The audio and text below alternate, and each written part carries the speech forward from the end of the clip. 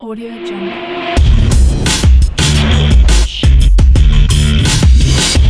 Audio Jungle.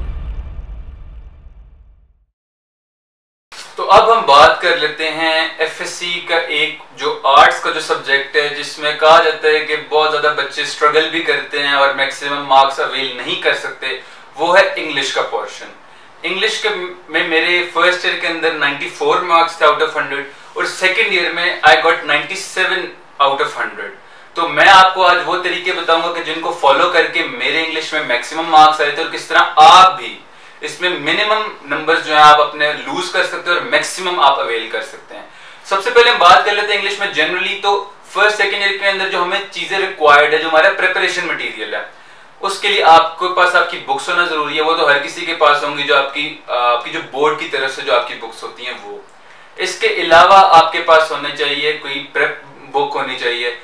उसके लिए जो नोट सीरीज जो मैंने यूज की मैं और जो मैं सजेस्ट करता हूं कि जो बेहतरीन नोट सीरीज है वो है किप्स की। किप्स की जो सब्जेक्टिव सीरीज है आपके फर्स्ट ईयर और सेकेंड ईयर की, वो आपके लिए बेहतरीन गाइड है कि आप किस तरह उसको आपने किस तरह अपने पेपर को सॉल्व करना है, आपने किस सवाल में क्या करना है और आपने कैसे करना है। इसके साथ आपने दो गाइड्स और यूज करनी है जो आपको हेल्प करेंगी डिफरेंट सेगमेंट्स के अंदर। पहली है सनशाइन इंग्लिश, वो आपको हेल्प करेगी फर्स्ट सेकेंड ईयर में, और इसी के साथ एक छोटी सी बुक है ब्रेन्स इंग्लिश, वो भी आपको बहुत हेल्प करेगी आपके जो फर्स्ट ईयर और सेकेंड ईयर की जो प्रिपरेशन है उसके अंदर।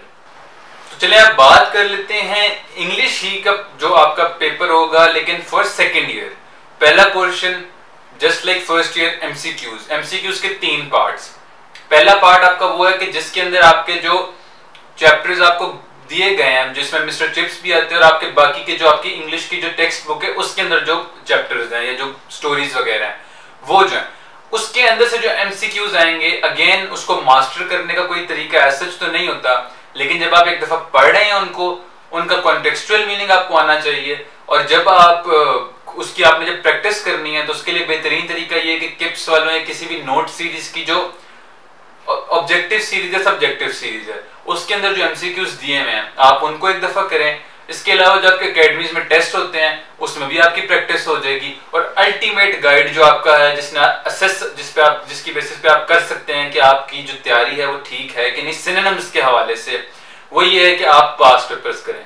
अब बात ये है कि जो आपके सेकेंड ईयर में जो आपके बोर्ड के अंदर जो एमसीक्यूज आते हैं वो कंपैरेटिवली सिंपल होते हैं as compare to the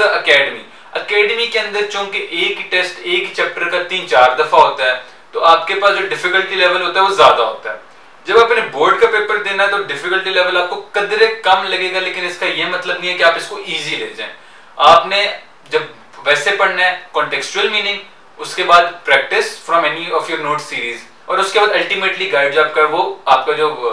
past papers है वो है एमसीक्यूज को। इसके अलावा मेरा नहीं ख्याल कोई और करने का तरीका है। इसके बाद जो अगली चीज आती है वो आती है 2 पार्ट्स, एक प्रेपोजिशन और एक सेंटेंस कंप्लीशन।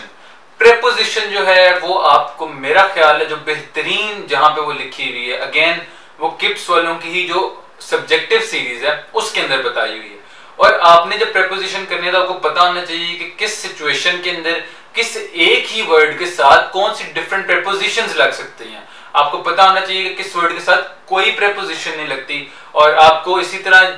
जो भी कॉम्बिनेशंस आपके पास बुक में आपके लिखे हुए हैं आपको वो पता होने चाहिए। रूल्स जो होते हैं प्रेपोजिशन के वो भी नोट सीरीज में लिखे हुए हैं, उसके लिए प्रैक्टिस का जो मटेरियल है वो भी नोट सीरीज में लिखा हुआ है, और मेरा ख्याल है कि वो मोर देन इनफ है। इसके साथ अगर आप चाहते हैं कि आपकी तैयारी जो है about preposition and sentence completion both, अगर वो आप चाहते हैं कि बेहतरीन से बेहतरीन हो जाए, तो उसमें जो बेहतरीन तरीका है वो ये है कि आप ब्रेन्स वालों की एक गाइड होती है, मेरे लिए 100-200 रुपए की होती है, फर्स्ट ईयर की अलग होती है, सेकेंड ईयर की अलग होती है, लेकिन वो इंतहाई इंपॉर्टेंट है क्योंकि उसमें हर बोर्ड के हर पेपर के अंदर आने वाले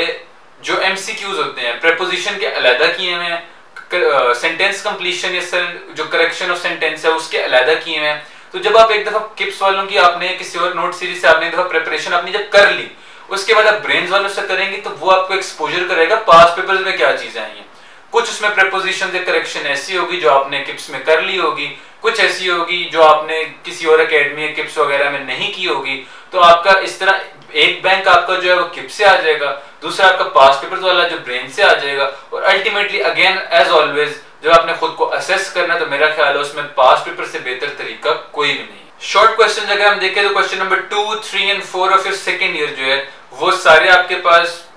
स्टोरीज के अंदर से ही हैं। फर्स्ट ईयर की निस्बत जो सेकेंड ईयर के चैप्टर्स हैं उनमें इंफॉर्मेशन बहुत ज्यादा है, लिहाजा वो थोड़े से डिफिकल्ट आप उनको महसूस करेंगे as compare to first year. जो इंफॉर्मेशन है या जो उसके अंदर जितनी उनकी लेंथ है टॉपिक्स की वो बहुत लंबी है। इसमें जो बेहतरीन चीज है वो यही है कि आप apart from reading the whole chapter first, आप यूं करें कि आप किप्स वालों की जो सब्जेक्टिव सीरीज है ना उसके अंदर उन्होंने तकरीबन हर एक जो आपका टॉपिक आपकी जो बुक का है उसके 50 से ज्यादा सवाल और कुछ के तो 100 तक भी शॉर्ट क्वेश्चंस जो हैं उन्होंने उनके आंसर्स दिए हैं। कुछ आंसर जो है वो ओवरलैप कर जाते हैं तो आपको आसानी हो जाती है कि यार फलां का यूं कर लूंगा, फलां का मैं यूं कर लूंगा, ये दोनों कंबाइन भी हो सकते हैं, लेंथ भी अच्छी हो जाएगी, इंफॉर्मेशन भी मुझे आती है। तो किप्स की जो सेकेंड ईयर की जो सब्जेक्टिव सीरीज है उसका जो एक जो बड़ी उसका जो प्रो एक जो बात है वो ये है कि उसके अंदर उन्होंने तकरीबन हर एक चैप्टर की एक एक लाइन के अंदर से उन्होंने शॉर्ट क्वेश्चन बनाया है। तो बजाय कि आप पहले बुक से करें और फिर आप उनकी जो नोट सीरीज उससे करें, बेहतर ये है कि आप नोट सीरीज से डायरेक्ट ही करें और वो मेरा ख्याल इक्विवेलेंट आपके हो जाएगा to the book reading as well as to the answer of short questions. Again रट्टा मारने की कोई जरूरत नहीं है, रट्टा मार के आप रिटेन कुछ भी नहीं कर सकोगे। आपको पता होना चाहिए कि इंफॉर्मेशन क्या है, सवाल क्या है, इसका जवाब क्या होना चाहिए। अगेन उसमें दो बातें यही हैं, अपने वर्ड्स में भी आप लिख सकते हैं और अपने वर्ड्स में ही लिखें, मैं ये आपको सजेस्ट करूंगा।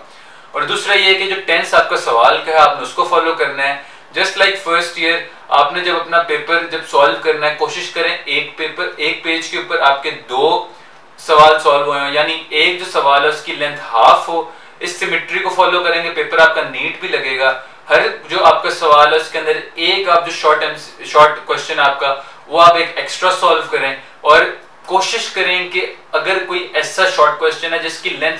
बेशक 2 लाइनों की है, फॉर एग्जांपल अगर आपको सवाल आता है कि मिस्टर चिप्स और कैथरीन ब्रिजेस की शादी कब हुई थी, तो बजाय कि आप सिर्फ डेट लिखें और सवाल को एंड कर दें, आप पहले जो मेजर आंसर आपका जो उसने पूछा हुआ सवाल में आप वो बताएं, फिर आप थोड़ा सा अगला पोर्शन भी बता दें जो उनकी वेडिंग से रिलेटेड था कि भी उनकी आंट जो थी ईलिंग के अंदर वहां से उनकी वेडिंग हुई थी जैसे भी था, लेकिन जो सोल चीज उसने पूछी है वो आपने स्टार्ट में बतानी है। But then to increase the length आपने जो रिलेटेड पार्ट है आप वो भी ऐड कर सकते हो और अपनी लेंथ जो आपके सवाल की है जो आपके आंसर की आप उसको बेहतर कर सकते हो ताकि आपका एक नंबर भी ना कटे, आपको पेपर भी नीट लगे और अल्टीमेटली आप जो मैक्सिमम क्रेडिट है वो भी गेन कर सकें। आपका जो क्वेश्चन 5 है सेकेंड ईयर का जो एक बड़ा डिफिकल्ट सवाल माना जाता है वो है एसे का। पहली चीज तो बहुत बच्चे ये पूछते हैं कि इसकी लेंथ कितनी होनी चाहिए, तो कुछ टीचर्स बताते हैं कि 5 to 7 पेजेस होनी चाहिए। मैं ये कहता हूं कि आपका चूंकि सवाल 15 मार्क्स का है, आप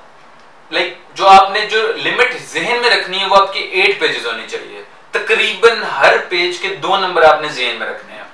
अब इंफॉर्मेशन ही क्या है, अगेन रट्टा बिल्कुल नहीं लगाना। आपके पास जो भी मैंने आपको गाइड बुक्स बताई हैं वो किप्स की गाइड है, आप अगर कोई और अजीम की आपने यूज करनी है अजीम की करें, सनशाइन आपने यूज करनी है वो करें। वहां से आपने 2 चीजें करनी है, एक आपके पास इंफॉर्मेशन ज्यादा आ जाएगी कि एक ऐसे के अंदर आप कितने डिफरेंट पहलुओं से उसके अंदर लिख सकते हैं।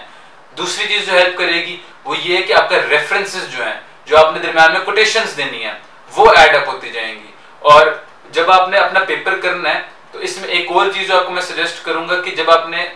पेपर अपना सॉल्व करेंगे, अगर मैं आपको मैंने कहा कि 8 पेजेस आपने लिखने हैं, तो ये ख्याल रहे कि 8 पेजेस का मतलब है कि आपको उस एसे की कम से कम 8 कोटेशंस आनी चाहिए हैं।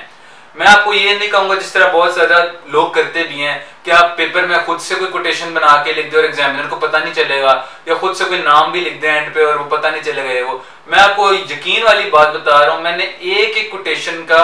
एक एक लफ्ज याद किया। हद ये है कि 1-2 लफ्ज आगे पीछे हो गए, लेकिन जो चीज मैंने किप्स की जो गाइड है उनके जो एसेज हैं उसके अंदर लिखी है वहां पे, और गूगल आपका बेस्ट सोर्स होगा फॉर योर रेफरेंसेस या कोटेशंस। वहां से जो आसान छोटे वाली कोटेशंस हैं पढ़ें, आप उनको अपने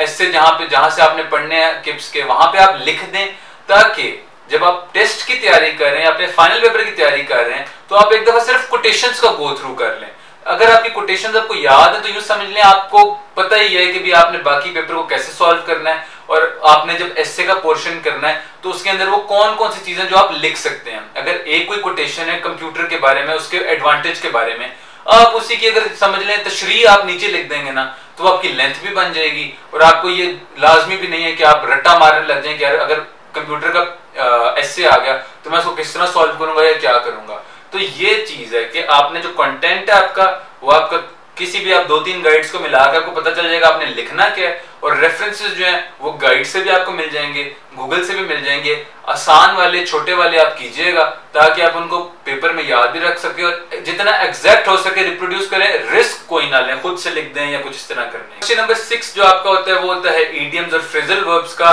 बड़ी आसान सी टेक्निक ये है कि आपकी जो किप्स की सब्जेक्टिव सीरीज है उसके अंदर उन्होंने 200 से अबव बहुत ज्यादा उन्होंने इडियम्स दिए हैं, तो अगर आप सारी इडियम्स वहां से कर लेते हैं तो मेरा ख्याल है वो मोर देन इनफ हो जाएंगे। मेजॉरिटी ऑफ द इडियम्स आपके पास वहां पे दिए हुए हैं जो पास्ट पेपर वाले हैं या जो पॉसिबली आ सकते हैं। मसला ज्यादा होता है फ्रेजल वर्ब्स का। अब फ्रेजल वर्ब्स आपकी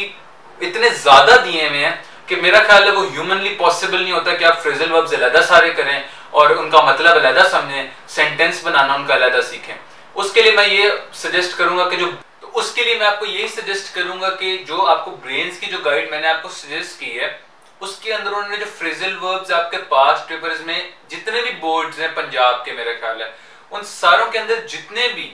आपके फ्रेजल वर्ब्स पास्ट पेपर्स में आए हैं वो उन्होंने लिखे हुए हैं। आप एक दफा उनको पढ़ें वहां से, और बेहतर ये है कि आप वहां पे जो पास्ट पेपर्स में आए हुए हैं वो आप किप्स की ही जो गाइड है, जो मेजर गाइड आपने यूज करनी है, वो किप्स की हो या कोई भी हो, उसके ऊपर ही आप मार्क कर लें कि यार इडियम्स तो मैंने सारे ही करने थे उसमें, क्योंकि कोई आपके पास ऑप्शन नहीं होती, वो रैंडम ही आते हैं। फ्रेजल वर्ब्स मोस्टली आपके रिपीट होते हैं जो पास्ट पेपर्स में आए हुए हैं, तो आपने कोशिश करनी है कि जो पास्ट पेपर्स में आए हुए हैं वही आप नोट कर लें अपनी उस गाइड में जिसको आपने मेन फॉलो करना है, ताकि जब आप प्रिपरेशन अपनी कर रहे हैं तो एक दफा आप उनको भी गो थ्रू कर लें। लेकिन एक भाइयों वाला मशवरा ये है कि जब आप अपना पेपर सॉल्व कर रहे हैं तो अनटिल एंड अनलेस आप डेड श्योर हैं कि किसी एक फ्रेजल वर्ब का क्या मतलब है, मैं आपको ये सजेस्ट करूंगा कि आप लाइक आपने 5 अटेम्प्ट करने होते हैं तो आप पांचों के पांचों इडियम्स ही करें, क्योंकि इडियम्स आपके पास जो है वो मोस्टली रिपीट होते हैं और मोस्टली आपके जो किप्स या किसी भी गाइड की जो कोई नोट सीरीज है वहां उसमें कवर किए होते हैं उन्होंने सारे। आखिरी सवाल आपका होता है कोई रैंडम पैसेज उन्होंने आपको उर्दू में दे देना है और आपसे उन्होंने कहना है कि इसको आप इंग्लिश के अंदर ट्रांसलेट करें। इसका कोई हल या कोई तरीका एज सच तो नहीं है। बेहतरीन जो तरीका है वो यही है कि आपकी एक तो वोकैबुलरी आपको कम से कम इस काबिल होनी चाहिए कि आप पहले तो आप कॉम्प्रिहेंड कर सकें कि उसने जो पैसेज इंग्लिश जो उन्होंने उर्दू में लिखा है उसका मतलब क्या है, और फिर आपको उसके लिए कम से कम जो आपकी बेसिक इंग्लिश है आपको वो आनी चाहिए कि उसी को जब आपने इंग्लिश में ट्रांसलेट करना है तो उसका मतलब कहीं चेंज तो नहीं आप कर रहे या कोई आप गलत लफ्ज तो नहीं यूज कर रहे उसका मतलब बताने में। इसका बेहतरीन यही है तरीका कि आप जितनी ज्यादा प्रैक्टिस कर सकते हैं अपने फ्री टाइम में करें। किसी भी गाइड सीरीज के अंदर बेशुमार पैसेजेस दिए होते हैं प्रैक्टिस के लिए, आप उनको खुद सॉल्व करें एक दफा। आप उनको सॉल्व करने के बाद अपने किसी टीचर को दें, वो अकेडमी के हैं या वो आपके कॉलेज के हैं, और आप उनको दे के कहें कि सर मैंने ये पैसेज था, ये मैंने ट्रांसलेशन की है, मुझे बता दें कि क्या ये सही है या अप टू द मार्क है कि नहीं। जो इम्प्रूवमेंट्स होंगी वो भी सर आपको बता देंगे, जहाँ पे आप अपनी वोकैबुलरी को ठीक कर सकते हैं वो भी आप फिगर आउट कर लेंगे। तो अल्टीमेटली ये आपके लिए बेहतरीन तरीका होगा कि आप जो ट्रांसलेशन वाला जो आपका पार्ट है, अलबत्ता ये तो नहीं है कि आपको पहले से पता चल जाए कि भी आना क्या है, लेकिन ये जरूर है कि आप उसके लिए बेहतरीन प्रिपेयर हो सकते हैं। और जो सीधी सी बात है, इतना कोई मुश्किल पैसेज आता नहीं है, पैसेज होता सिंपल है, आपको समझ आ जाए और बस आपने उसका टेंस सेम रखना होता है। और यही बस आप कोशिश करें कि जो आपका जो और आपने ये कोशिश करनी है कि जो आपका आपने उसको इंग्लिश में ट्रांसलेट किया है तो वो आपका एग्जैक्ट मीनिंग जो है वो वही होना चाहिए जो उसने उर्दू में कहा हुआ था। तो मुझे उम्मीद है कि जो इंग्लिश की गाइडलाइंस मैंने आपको दी हैं for first and for second year वो आपके लिए मुफीद साबित होंगी, और अल्टीमेटली अगर आप इनको फॉलो करेंगे तो आपके पेपर में आप मैक्सिमम मार्क्स भी अवेल कर सकेंगे। अगर इसके मुतालिक कोई आपको कोई पिक्यूलियरिटी है या कोई आपकी क्यूरी है तो आप वो मेरे से कमेंट सेक्शन में पूछ सकते हैं। बहुत बहुत शुक्रिया।